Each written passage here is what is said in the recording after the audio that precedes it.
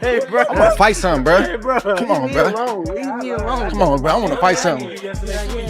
Yes, he did. I'm glad I got witnesses. You don't remember the catch and shoot. Forget that. Forget that. Why you got me in the corner? Fuck out of here. I'm gonna get you. Yeah, now we good. I ain't going for none of them things. You don't even need to Hey, oh! Boy, that boy still got it. Come on. Brother. Come on, bro. Yeah, No, you I'm better. too strong for that. You Watch better. that. Do it again. Do it Over again. here. Do it again. Do it again. Do it again. Stick for 2 rounds. Bing, bing, bing.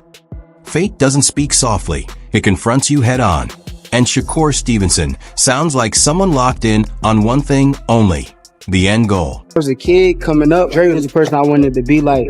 He was the last person to win the Olympic gold medal. So for me, it was like I wanted to be the next person to win the Olympic gold medal. And I kind of watched all his tapes. I studied him like every day faithfully, and he played a tremendous part on my style of boxing.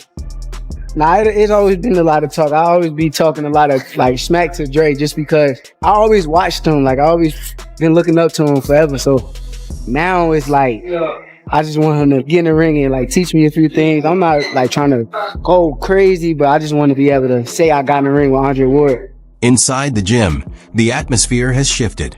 Everything feels more focused, more precise, almost clinical, as he moves up to 140 without noise or spectacle, relying on confidence in his craft rather than chasing size, fully trusting that ability is what wins fights. I just know it's my time.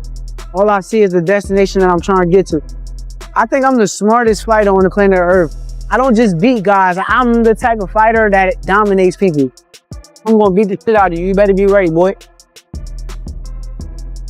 We are in Las Vegas, Nevada. We at the UFC boxing gym. January 31st, I'm fighting Teófimo Lopez. I'm moving up to 140 pounds, super lightweight. The process ain't nothing new. I'm not trying to put on all that muscle and all that extra shit they keep talking about. Skills pay the bills, and that's what's gonna show up on fight night. He's been looking back at the setbacks, the Ruben Villa defeats, the De Los Santos fight, and the moments when uncertainty tried to take hold. But listening to him now, it's clear those experiences shaped the mentality he brings into camp. Shakur has spoken about standing his ground against Zepeda instead of circling away, about aiming to control the fight rather than simply edge it. And that shift in mindset makes him a far more dangerous challenge for whoever lines up across from him. We're looking forward to this here fight with Teofimo. I know we can guarantee you for sure, 100% he's going to be ready.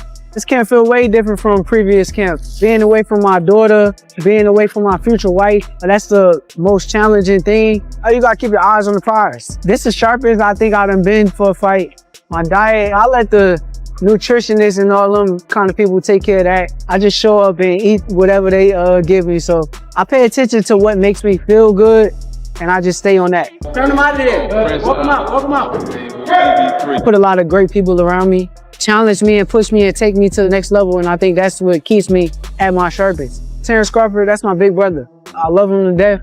I feel like if he wasn't in my career and in my life, it'd have been very difficult getting to the level that I got to. And he kind of taught me is take every guy serious. Seeing him and seeing how he prepared for guys who I know that's not on his level, it kind of turned me up to make sure that I do the same. He also made sure to give Teofimo genuine credit, describing him as quick, powerful, and smart in the ring. But the tone shifted when he brought up that sparring video, pointing out that the clip didn't tell the full story. And Teofimo knows exactly how those sessions actually played out. You the guy, you 4 kings, but you're in my way. So I gotta move you out my way. This guy is the best, and we're here to face the best. That's just what it is. Teo's that guy. Like, I admire his style. I done said this before. I think he's a hell of a boxer. He's fast, he's strong. He got boxing IQ, you know how to outbox people. We sparred before. We did 3 rounds, and Teo posted a video that is very misleading. Then he delivered the statement that really stood out. Teofimo is looking for a war, and Shakur believes that mindset could cost him. With Terrence Crawford guiding him like an older brother, this training camp doesn't feel like simple preparation. It feels like fine-tuning for something potentially historic. It was the first round, so we warming up. Ain't nobody really land nothing. Like, he know deep down inside, he remember how the sparring went. He said stop recording. Come on, dog.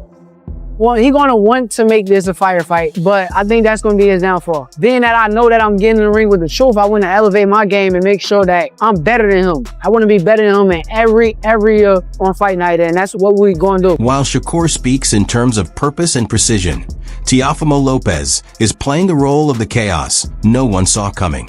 Labeling Shakur the Roadrunner and casting himself as the Coyote is classic Teófimo behavior. But underneath the humor, there's a clear sense of how locked in he is for this camp. We're about to use some light work with Teofimo Lopez, 10-time world champion. Yeah, what it is, baby, box off, and it's a takeover times that by 2, because we are 2-time world champion in 2 different weight divisions. We here at the House of Champions. We breed them, we make them, and you know what? We take the belts and we take them. Let's get it, baby. Teofimo in the flesh. Let's go.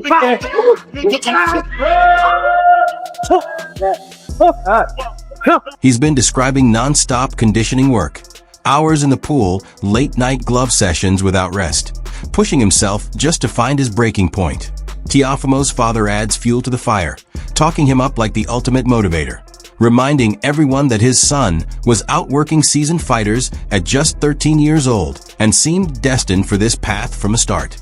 And honestly, that background explains where all that confidence comes from. I've been with him ever since he started boxing, which was at 6. I really knew that he was really good when he started beating professional fighters at 13, 14 years old. Right here, man. I don't write it up there. Right, left, right. 1, 2. Thumb your right. Up. I got it. You need to get on your gloves and learn how to do it, or? Teófimo continues to cast himself as the outsider standing against boxing's chosen favorite, and that sense of being overlooked clearly drives him. He's still carrying everything that came with the Lomachenko fight, the health issues, the behind-the-scenes battles, the lasting marks, and he's turned all of it into motivation. This isn't empty talk. This is Teófimo declaring January 31st as the night he plans to take what he believes is his.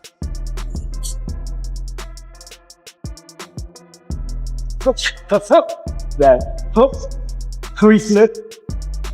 Yep. Right here, man. I don't write it up. So that's why we got to keep beating these guys. Beating Shakur. This is part of it to get to that next level. I pretty much have had almost everything thrown at me, and I look forward to see what will be thrown at me come January 31st. After Teófimo finished speaking in terms of destiny, conquest, and lone wolf mentality, Spencer Oliver and Gareth Davies stepped in sounding like analysts breaking down a high-level simulation. They weren't arguing about hype at all. They were debating limits. Garrett's comparison of Shakur's path to a final climb up Everest was almost funny, because that's legacy talk, not typical fight week language. And when he suggested Shakur might not just be generational, but potentially an all-time great, that felt more like pressure than a compliment. Spencer then jumped in with a counterpoint, pointing out that Teófimo is the wild card in all of this. And that description fits perfectly, because Teófimo doesn't try to be the hero of the story. He's the one who exists to flip it upside down. Teofimo Lopez blows hot and cold, but when he's good, he's really good. Vasyl Lomachenko was an outstanding performance. Then he got derailed by George Kambosos in the fight after that and just seemed to lose his way a little bit, but in recent times looks back to his best. It's a fascinating fight. This, for me, is all about whether Shakur Stevenson can step up and bring the greatness. He's daring to be. I liked how they broke it down as intelligence versus power, control versus chaos, flow versus explosion, because that's where the real conflict lives. Gareth's take was that Shakur only wins if everything is flawless, not just solid or sharp, but absolutely perfect.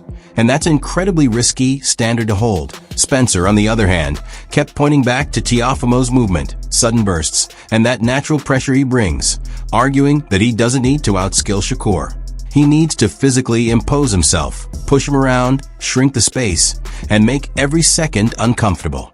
That's less of a game plan and more of who Teófimo is. What made it even more intense was when they shifted to the mental side, agreeing that neither fighter shows signs of doubt or fear. There's no hesitation, no insecurity, just two fully committed mindsets heading toward a collision. And that's what makes this matchup genuinely frightening. Teófimo Lopez will put him in that position because he's got that physical So it's advantage. all about the timing in He the has mid-range. It's going to be fascinating. He has the physical attributes to put him on the ropes, and he knows that that's where his game's at. He's not going to be able to outbox Shakur. Yeah, he's a great boxer himself, and he's very athletic, and he's got great movement and all that, but he's explosive, he's more bullish, and he will have to bull Shakur. He'll have to bully. They painted it like a strategic battle with fists, a chess match where every strike matters, and a single slip could end everything. When they pointed out that Shakur can't just sit back on the ropes and rely on defense like he's done before, because Teofimo will turn that into forward pressure, it hit hard. This fight isn't about who looks better. It's about who controls the space, dictates the pace, and sets the rhythm. Spencer views Shakur as the climber reaching for greatness, while Garrett sees Teofimo as the one capable of derailing that ascent. That's the divide right there. One fighter is chasing legacy, the other is there to disrupt it. And that's exactly why this matchup feels tense and dangerous from every angle. Vasyl Lomachenko is a faster but very fluid type of fighter in the mold of Shakur, who's a very loose-limbed, very relaxed fighter who can be offensive and defensive. It wouldn't surprise me to see Shakur down in this fight as well and get up and win the fight closely on points. But I can also see Teo winning. After Spencer and Gareth break the fight down into a science of spacing, timing, and footwork, O'Shaquie Foster jumps in like pure electricity, raw, unfiltered, and intense. There's no metaphor, no polish, just emotion and unfinished business driving every word. Listening to him talk about Shakur, it's clear this isn't just about boxing, it's personal. There's history in the gyms, in the ego, in past confrontations, all stacked together. When he calls Shakur his number one target and says he has to get it, that isn't promotional talk. It's obsession. Even when dissecting Shakur's defense, Foster doesn't mince words. He essentially says that all the talk about being untouchable doesn't hold up when you're facing someone faster, stronger, and more athletic. You can hear the confidence in his tone, like he's already running the fight through his mind. Labels don't impress him, physical tests do. Then, when he shifts to analyzing Teofimo versus Shakur, the mood changes from personal intensity to cold, calculated breakdown. He's no longer taking sides emotionally. He's evaluating the styles. I think it's a great fight. Stylistically, I think it's up and down as far as you can't favor no side stylistically because you got Teo that's super athletic. You got Shakur that like to control distance, but you know, I think Teofimo with the athleticism and certain things that he'll be able to close it in certain parts of the fight. So he zeroes in on Teofimo's athleticism, his knack for closing gaps in unexpected ways, and how that alone can disrupt the rhythm of a precise fighter like Shakur. I also like how he calls out the betting lines, saying essentially, the odds don't understand boxing, they just track wagers, not what happens in the gym. That's a genuine fighter's insight. Records don't determine danger, habits do. When Foster highlights Teofimo's wins over southpaws like Lomachenko and Josh Taylor, it's not trivia, it's pattern recognition. He's pointing out that Teofimo doesn't just react to styles, he figures them out. Yet he leaves the outcome open-ended.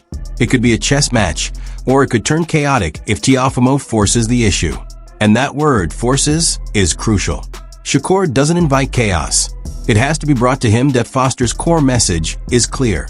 Shakur is elite, Teofimo is dangerous, and when those two collide, the ring doesn't care about storylines. It only cares about timing, pressure, and who mentally cracks first.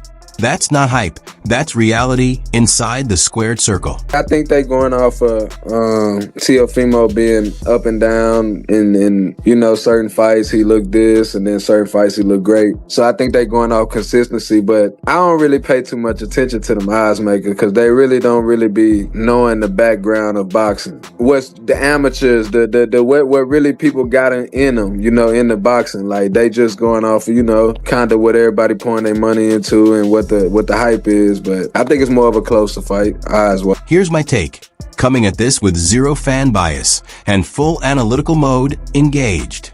If the bout turns into a pure technical contest, Shakur likely takes it on points.